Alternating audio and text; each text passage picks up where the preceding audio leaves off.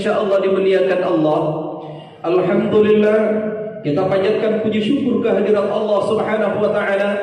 Allah yang begitu banyak memberikan limpahan nikmat dan karunia-Nya kepada kita semua.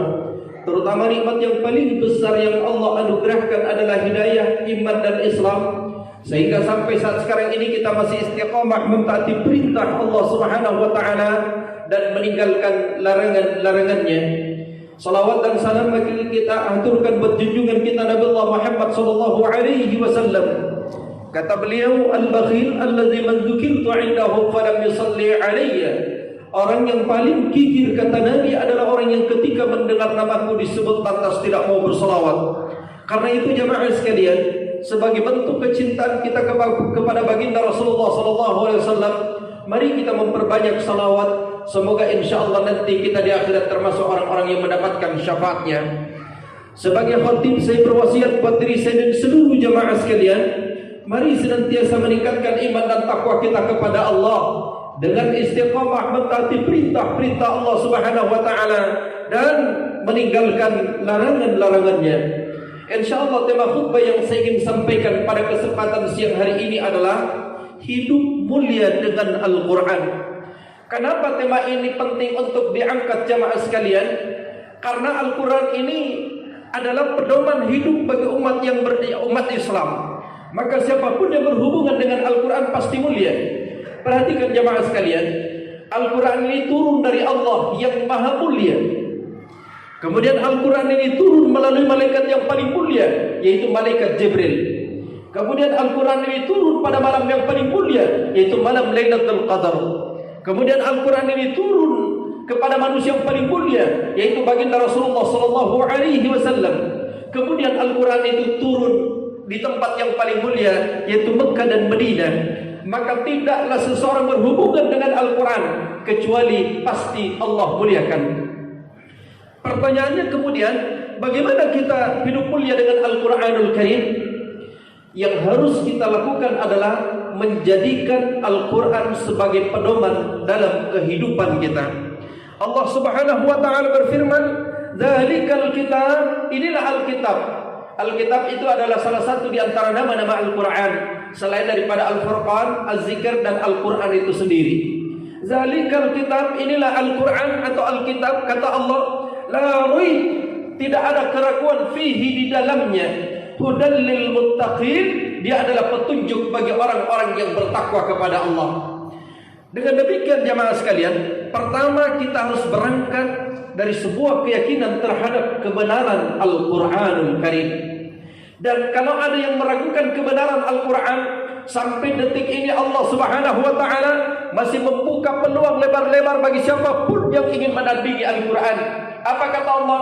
Perhatikan jamaah, wa in kuntum fi raibin mimma nazzalna ala 'abdina, dan jika kalian ragu terhadap apa yang kami turunkan kepada hamba kami Muhammad, perhatikan apa tantangan Allah, fa'tu bi suratin min mislih, coba buat satu surah yang semisal dengannya. Bahkan kalau tidak mampu sendiri, wad'u syuhada'akum, panggil teman kalian, panggil ahli-ahli kalian, min dunillah, selain daripada Allah, in kuntum shadiqin, jika kalian adalah orang-orang yang benar.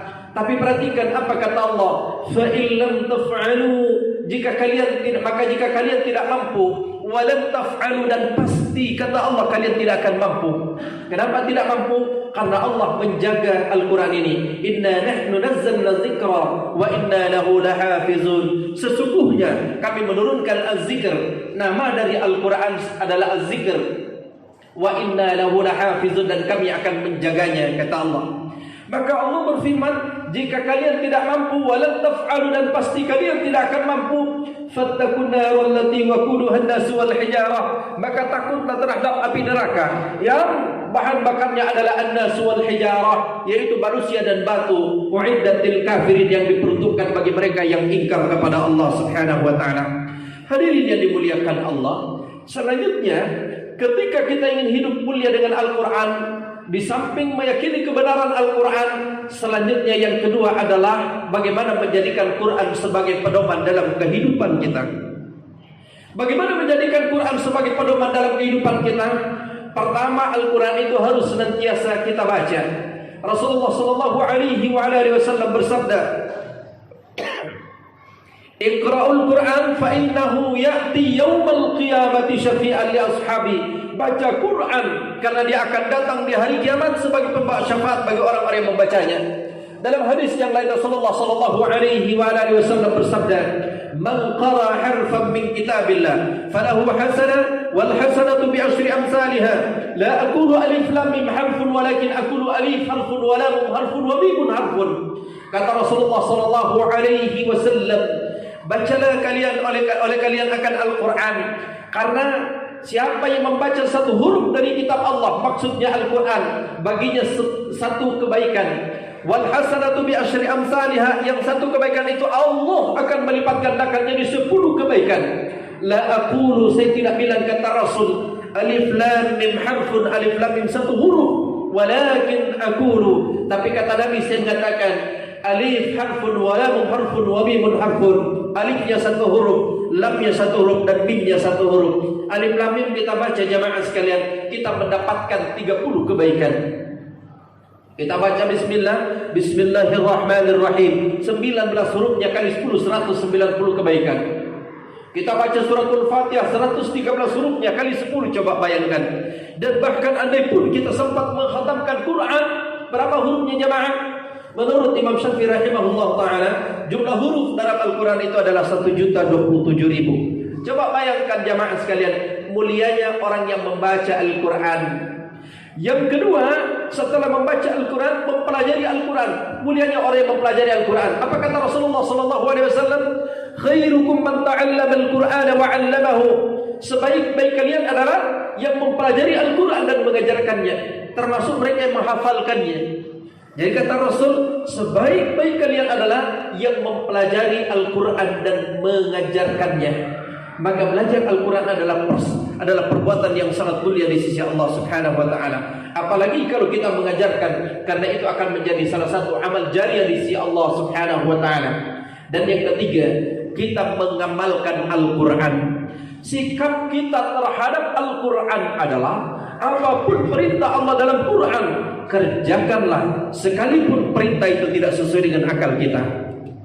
Apapun yang menjadi larangan Allah dalam Quran, tinggalkanlah, sekalipun larangan itu menyenangkan bagi hawa nafsu kita. Itu sikap kita terhadap Al-Quran. Sami'na wa ata'na, kita mendengarkan dan kita mentaatinya. Itu sikap kita. Karena itu hadirin yang dimuliakan Allah Subhanahu wa ta'ala, pentingnya kita mempelajari Al-Quran, karena Al-Quran itu adalah pedoman hidup, sehingga kita memahami perintah-perintah Allah dalam Al-Quran yang harus kita taati, dan larangan-larangan Allah dalam Al-Quran yang mesti kita tinggalkan.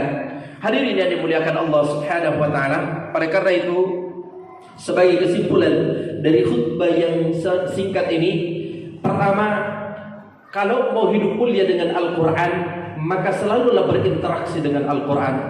Bagaimana berinteraksi dengan Al-Quran? Pertama, selalu membaca Al-Quran. Jadikan motto dalam hidup kita tiada hari tanpa membaca Al-Quran.